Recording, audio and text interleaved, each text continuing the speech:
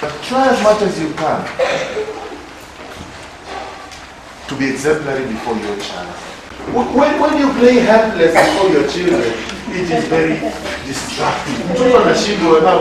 Papa says he cannot. No, who can? You really must pray.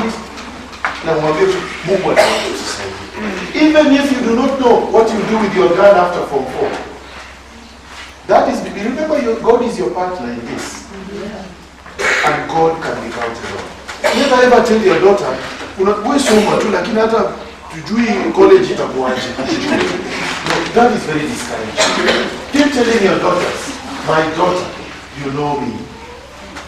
All you need to bring here are excellent results. I have friends.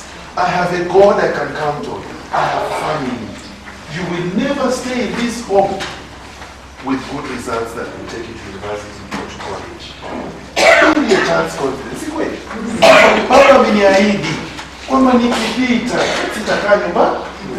Lakini kumwambia wewe tu hata mimi sijui. Mahali nimekufikisha hapo hata nimechoka utafika funguo hivi. Now when a parent plays like that, you may be maybe you're very honest, but you have to, honesty has its measures also and limits. Yeah, you can tell that to your wife and to your husband, but not to your daughter, because now if there is no hope after for 4, why am I struggling? Why get an A that will rot away at home?